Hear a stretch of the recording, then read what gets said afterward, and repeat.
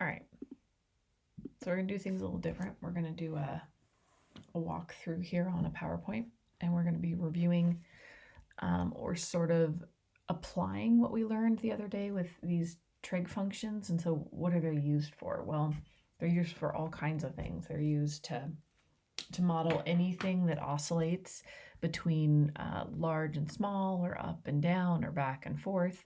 So they tend to show up a lot in modeling, but we're going to start with some really clean ones.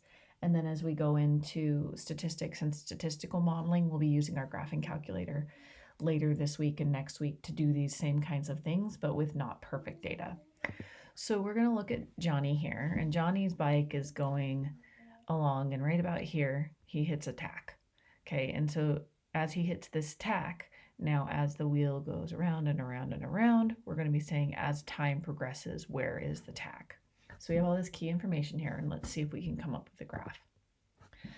So here's the tack, and then it comes up the wheel and then back down. And so we have our period here, which is also noted in the statement up above. So our period is going to be 500 milliseconds.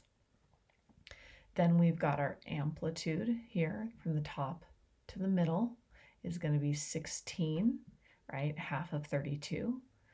And then our midline is also going to be 16 here. So that's where this number is coming from. And now if we make the right choice, we won't have to do a C. Since we started here at the base, right, at sort of a cosine either being at the top or at the bottom, we can say, what's this guy going to be?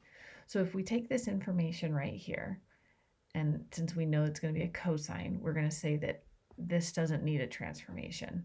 I do have a little mistake right here on this. There should be a negative right there in front of that information. So when we plug this in here, this is all now, of course, wrong, but when we plug this in here, we're going to plug in not necessarily the 12.38 seconds that they're interested in, because that's given in seconds and the information we've created here is in milliseconds. So 12.38 times 1,000, because that's its 1/1000th of a second is a millisecond, tells us this information. So that's going to end up being 12380. Now listen carefully. This should be negative all the way through here. I've neglected that when I did my function. And so when you plug that in here, what we're actually going to get is, I'm going to write it here, is that this should actually be 15.0, and that's an approximate. And that's correction, 16 should be negative. And that's because instead of the peak starting at the top like a normal cosine, it's starting at the bottom. Okay, so again, thanks for hanging with on these different exciting adventures. So here's another one. Naturalists are studying foxes, and populations of foxes and rabbits do tend to go like this. They go up, they go down, they go up, they go down. So what we're going to do here is we're going to go ahead and plot all that information. We take the information we're given with these two pieces here and here. We're given that there's a minimum and a maximum. So all I did is I basically plotted the minimum, I plotted the maximum, and I went ahead and created a nice little curve between those two. And they said, well, if there's a curve there, assuming the trend continues, right, we're sort of modeling this, it's going to go down and then go up and then go down and go up. So this guy from 2.9 to 5.1 is not a full period, right? It's half of a period. So we're going to use that to first figure out our period. And so half of a period is the distance from here to there, which is 2.2. So if half a period is 2.2, then a full period is 4.4. So that means that our B is going to be 2 pi, or 360, over 4.4. It doesn't matter which one you choose, but when you go to put it in your graphing calculator, if you go to graph it and check your answer, you have to be in the right mode or everything will look wrong. Okay. And then when I looked at this graph here, I said, Well, I've got a minimum, I've got a maximum, which to me indicates I should be using cosine because cosine's the one that tracks in terms of that minimum and maximum. That's that tips and tricks idea from before. So I'm going to use cosine. And then I'm going to say my amplitude is the distance from the peak to the trough in half. So which is going to make this 300. Okay.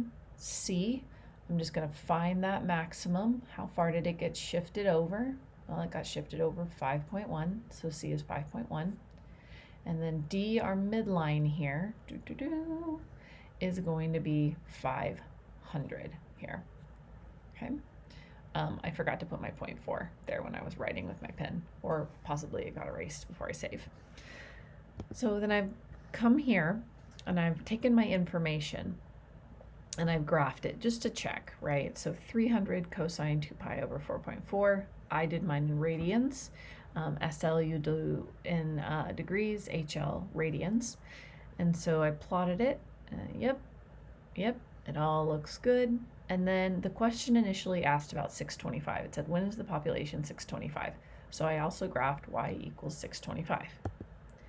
Then I just went ahead and found those intersections which were within the radius that we were interested in. So since they started tracking at t equals 0, we've had a 1.50, so 1.50 years, and 4.30 years into the future. So we can figure out 2 points in time in which the population was 625 using the function that we wrote. Okay. So those are 2 examples we can do, and then we will do just sort of some practice of this. I don't necessarily expect that you guys get all of the homework this time, but I do want you to try as many of them as you can. And I think I'll have a session the end of this week where you can come and ask questions from in the homework, because I do expect this week's homework to be more challenging. That's why there's only going to be the 1 assignment this week. So I hope this helps, and I will talk to you soon.